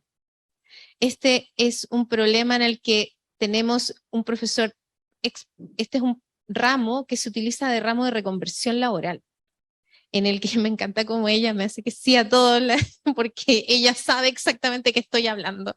Este es un problema en el que se ha tomado esa asignatura como una asignatura de reconversión laboral, en que si un profesor no es tan buen profesor, o no le gusta, o ya no tengo horas para ese profesor, le pongo tecnología. Porque ahí lo va a hacer. Ahí lo va a hacer porque va a ser una maqueta, básicamente, de una tablet con un Cholwan y una cartulina. Entonces eso casi cualquiera lo puede hacer.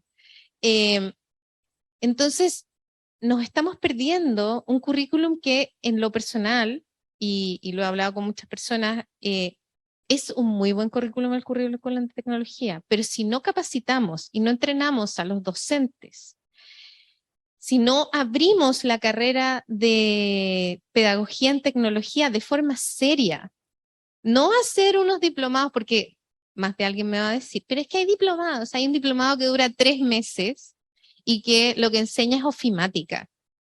O sea, ofimática es Windows, básicamente Excel y un poco de PowerPoint. Pero las tecnologías van mucho más allá, y esto no tiene que ver con saber o no saber programar. Porque entendamos lo siguiente, saber Python, saber Java, es un detalle. Pues yo no sé programar, pero sí sé nociones básicas de lógica. Eso significa que yo podría aprender prácticamente cualquier idioma, y eso es lo que debería pasar en los colegios. En los colegios los niños y niñas, particularmente las niñas, deberían estar expuestas a actividades tecnológicas de aprendizaje relevante. No, porque hoy en día una política pública que se ha tomado desde hace varios años es llevar muchos robots a los colegios. ¿Y qué es lo que hacen los niños y niñas? Copian un código y lo pegan en otra parte. Y se mueve el brazo. Y logramos el ejercicio. Pero la realidad es que los niños tienen que aprender que los amigos de mis amigos son mis amigos, lógica básica. Los enemigos de mis amigos son mis enemigos. Si aprendemos lógica básica, si los niños aprenden a desarrollar un pensamiento crítico, lógico, van a poder aprender cualquier idioma, porque probablemente, ustedes no lo saben, pero antes existía un idioma que se llamaba COBOL. COBOL es un idioma que se usaba hace 40 años para programar. Hoy en día nadie usa COBOL. Java es un idioma que va a desaparecer de aquí a los próximos 2-3 años. Python debe tener sus días contados también, porque los lenguajes de programación se van adaptando a las nuevas tecnologías. Aprender Java, aprender Python, aprender COBOL, lo que sea, no es útil. Lo útil es aprender a pensar, para que cuando te presenten un nuevo lenguaje de programación, tú puedas hacer las inferencias suficientes en tu cabeza para poder aprenderlo en un corto plazo. Entonces, la mirada educativa que deberíamos tener respecto de cómo se impulsan políticas es dentro de la sala de clase. En la sala de clase, los niños y niñas en la asignatura, particularmente de tecnología, deberían estar aprendiendo estas nociones. Y se puede porque el currículum lo hace. Entonces, si bien todo lo que son acciones afirmativas porque eso es otro tema. Nosotros generalmente escuchamos hablar de cuotas, de mentoring, de inclusión, pero lo que nosotros deberíamos de repente hablar es ir un paso más arriba y hablar de lo que son las acciones afirmativas, que son nuevamente el paraguas bajo el cual están todas las otras cosas, y tener políticas que no solo hablen de la inclusión de mujeres, porque básicamente somos la mitad de la población, y porque en un mundo que va hacia lo digital, y que el 76%, saquen la cuenta, cuando yo digo el 76% de los trabajos van a tener que ver con lo digital, significa que si todos los hombres, el 50% de la población, aprendiera a programar, aún así faltaría un 25% de personas que llenen esos puestos de trabajo. En Chile la participación laboral de mujeres es del 35%. Para que pongamos los números en proporción. Entonces significa que nosotros, además de que tenemos una pésima participación laboral de las mujeres, necesitamos que esas mujeres participen de esto. Porque si no, la crisis que nosotros vimos hoy, post pandemia, va a ser un paseo por el parque. Se los digo súper en serio, porque además, por cada punto que una empresa aumenta su participación de mujeres, esa empresa vende un 12% más. Eso está estudiado. Por cada punto que crece la participación laboral de las mujeres en los países, el PIB completo del país aumenta un 5 o 6%. Entonces, esto no es un problema de equidad así como en la buena onda, o no es un problema así como simpático de que tenemos que abordar. Esto es un problema económico. Las crisis económicas que se vienen por no tener gente en este campo es enorme. Entonces, el llamado es a generar políticas que visibilicen, como tú muy bien decías hace un momento, generen incidencia, pero también generen impacto. O sea, si no les damos a las mujeres jefaturas, y esto tiene que ser obligado, yo sé que la gente siempre dice, ay, pero es que para qué vamos a obligar a la gente si a lo mejor nadie no quiere o no sé qué. Esto tiene que ser por ley, tiene que ser normativas legales. Las mujeres tienen que entrar a los directorios, las mujeres tienen que haber participación en jefatura, porque si no, eso se va a quedar ahí. Y tú vas a tener a muchas mujeres viviendo bajo las mismas políticas públicas. Y lo que va a ocurrir en un principio es que igual van a entrar mujeres hegemónicas al patriarcado. Esa es la realidad. Las primeras mujeres que entren a los directorios, a las jefaturas, van a ser mujeres que piensan igual que los hombres que defienden el patriarcado, que los vemos todos los días en las redes sociales, by the way. Entonces, esas mujeres que dicen, no, pero si a mí nunca me han discriminado. Yo nunca en mi vida he sido discriminada. A mí nunca en mi vida se me ha negado una posición o una postura. Yo todo lo que he querido hacer, lo he podido hacer. ¿Sobre los hombros de quién? Porque para que tú pudieras salir a trabajar, tuviste que contratar a una mujer que tuvo que dejar a sus hijos. Para que tú pudieras pagar, para que tú recibiste un ingreso, pero el ingreso que tú le pagas a la persona que cuida a tus hijos, en muchos casos, está bajo la línea de pobreza. Entonces, cuando hablamos de estructuras hegemónicas, estamos hablando de eso, de perpetuar el modelo. Y eso es como, sí, yo creo que todos vieron Game of Thrones, hay que romper la rueda. The Winter is Coming es feminista y tiene que romper la rueda. Eso es como lo que yo diría. Y políticas públicas serias que permanezcan más allá de los gobiernos que estén. Tienen que ser políticas de Estado. Y ahí es donde yo siento que muchas veces ha costado meter estas ideas, porque esto viene conversándose desde Bachelet 1 y todavía seguimos en la conversación, porque no todas las personas que están en el poder creen en lo que nosotros creemos. Y ese es el gran problema. Muchas gracias por tu respuesta. O sea, creo que es muy importante, creo que tenemos muchos desafíos.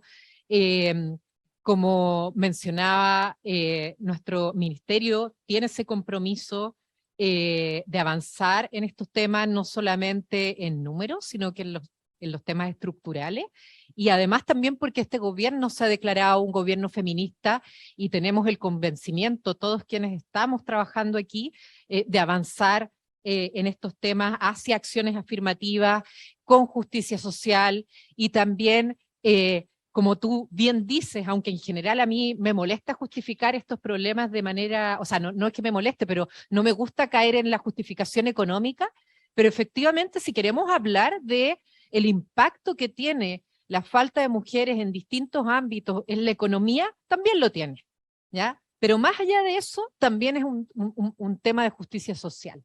Así que bueno, pero ahora también las queremos escuchar a ustedes, quienes han estado aquí acompañándonos en esta interesante discusión. Queremos saber, también escuchar las preguntas o comentarios que ustedes puedan tener, así que por lo tanto abrimos la palabra para que puedan preguntar o comentar respecto a lo que hemos estado conversando.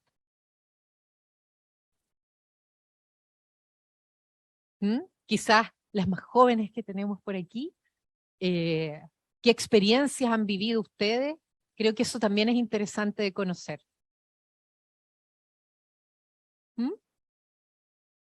Por allá, por favor. Sí, hola, no sé si se escucha. ¿Sí? Hola, buenos días. Muchas gracias por la oportunidad de escucharles. No soy tan joven, subsecretaria, disculpe, pero me tomo la palabra al principio. Soy Karin Baeza, la directora de género de la Universidad de Santiago. Agradecida de participar y les voy a hacer una pregunta a las tres, un poco pregunta-provocación, siguiendo con la lógica que comentaba Valentina, porque ¿qué es lo que vemos nosotros desde la universidad en el trabajo que estamos haciendo de impactar la trayectoria científico-investigativa y lograr mayores niveles de igualdad? Lo primero es que es necesario un reconocimiento de la desigualdad como condición basal, ¿verdad? Y a partir de ahí el diseño, el trabajo y todo lo que hagamos.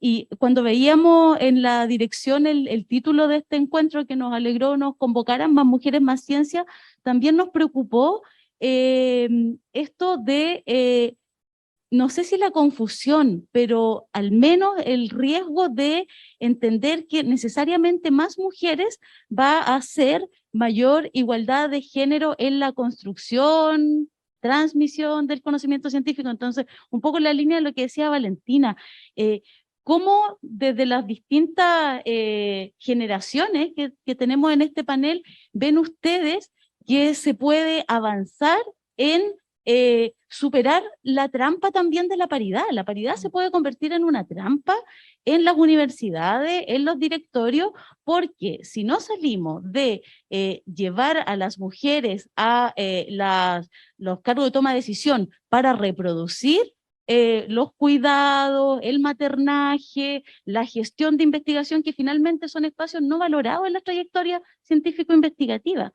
Entonces, ¿es necesario realmente solo tener más mujeres o será que ese es un primer estadio y que en realidad lo que necesitamos es un sistema feminista de construcción y transmisión del conocimiento, o como lo hemos traducido, enfoque género en las instituciones?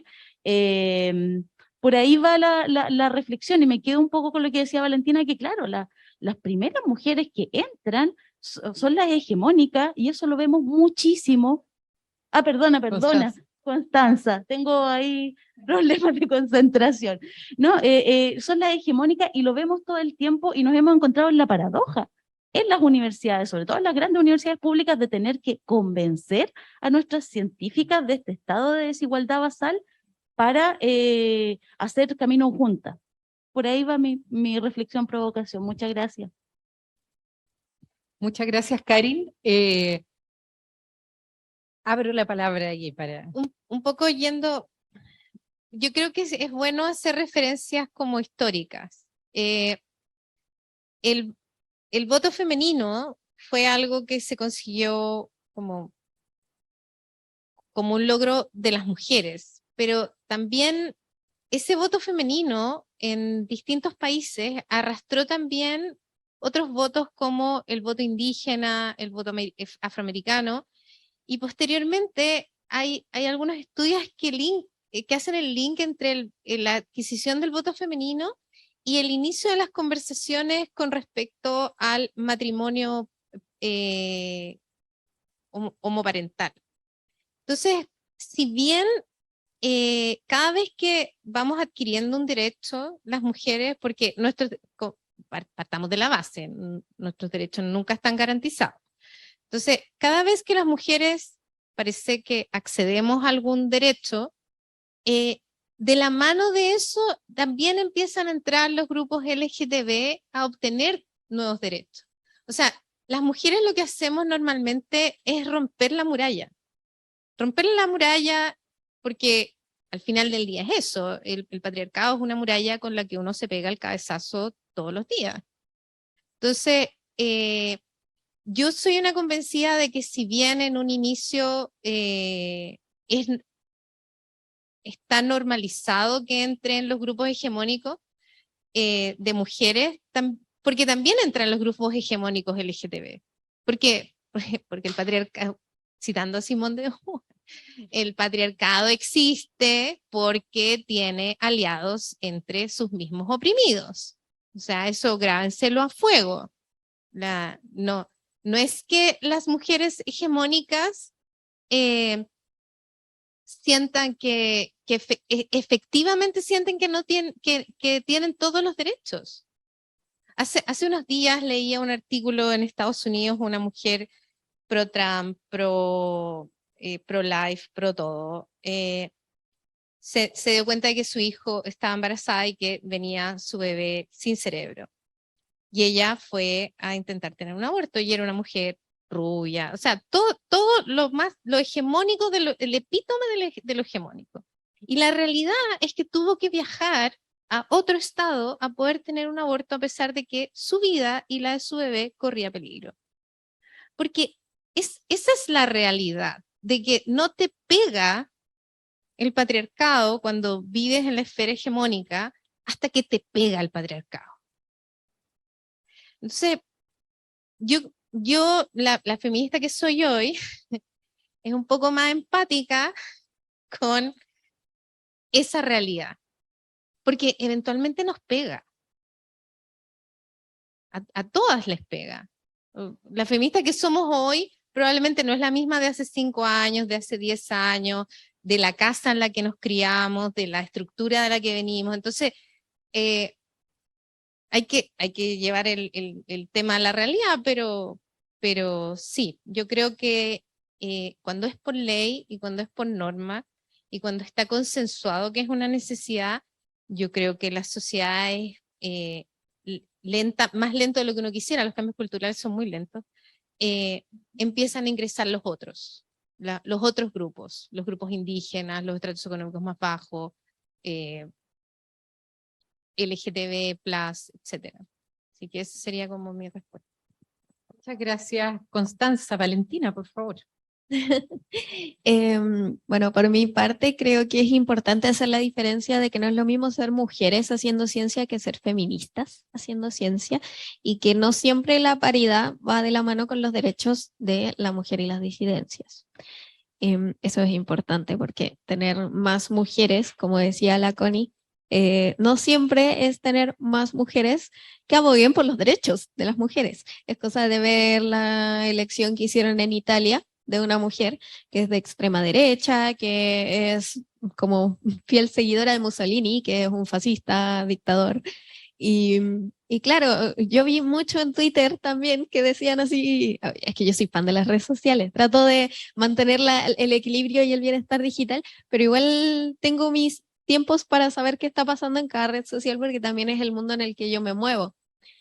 Y en Twitter había mucha gente que decía, ¿por qué las feministas no están celebrando que salió la primera mujer presidenta de Italia? Y yo como, ¿será porque las feministas estamos a favor de los derechos de las mujeres y no vamos a celebrar que una mujer en contra de sí misma y de sus compañeras ascienda al poder?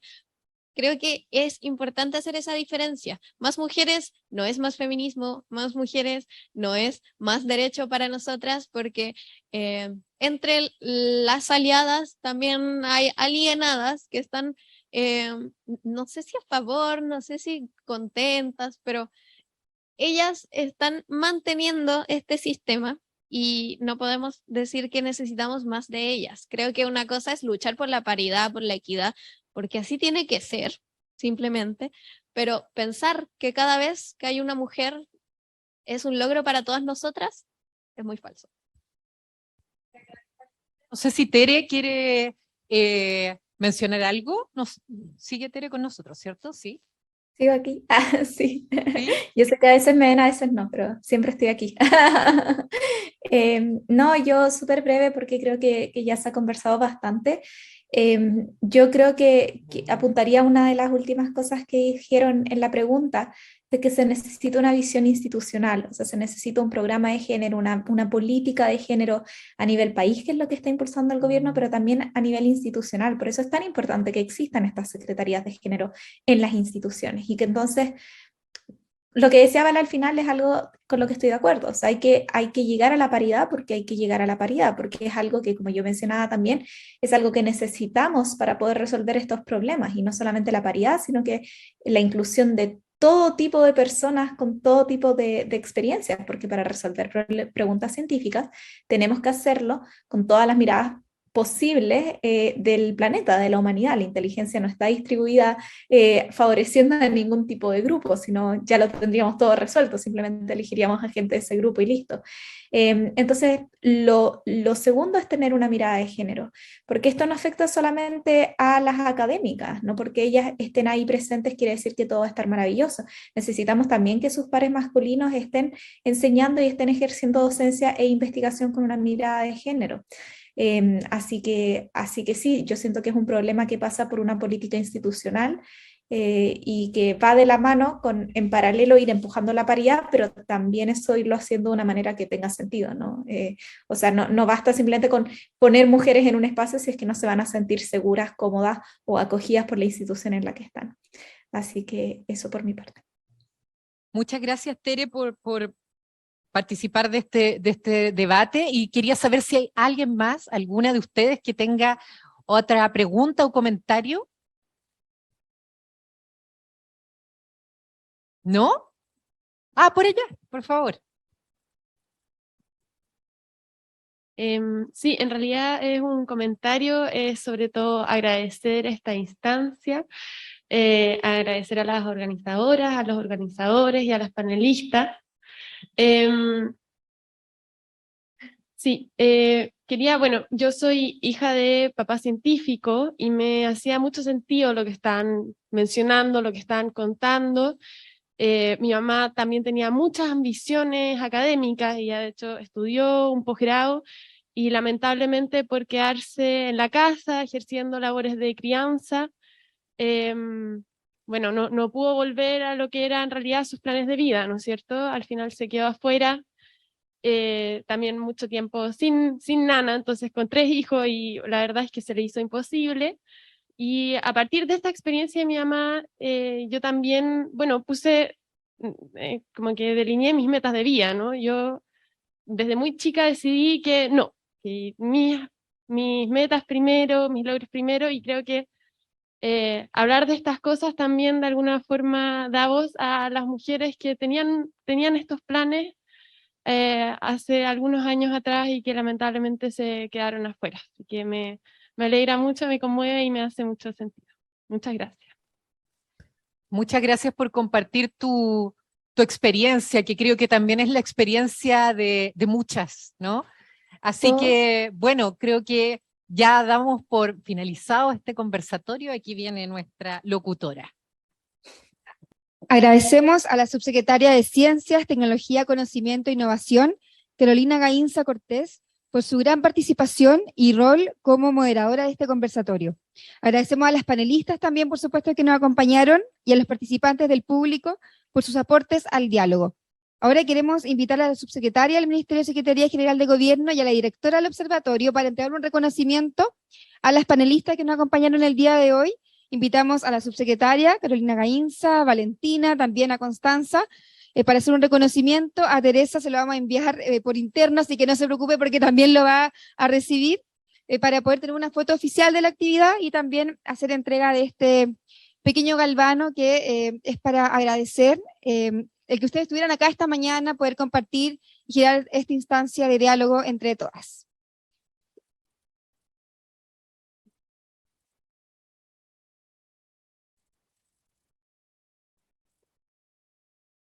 Ahí. Cuidado ahí.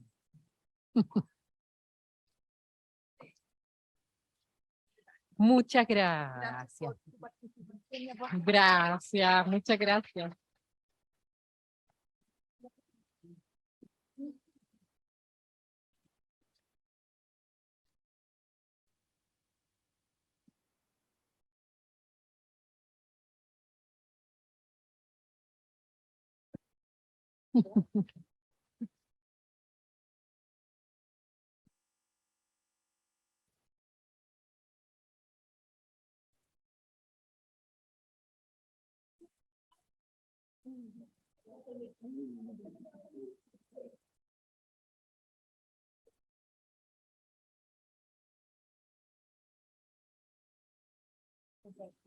Gracias. Así damos por finalizada la primera jornada del Conversatorio de Género, Participación Ciudadana y No Discriminación, Más Mujeres, Más Ciencia. Agradecemos por supuesto a todas, a todos, y ahora los invitamos a continuar con la conversación en la terraza del Palacio, donde tenemos un pequeño coffee para poder compartir unos momentos y continuar con esto. Así que muchas gracias y que tengan un muy buen día.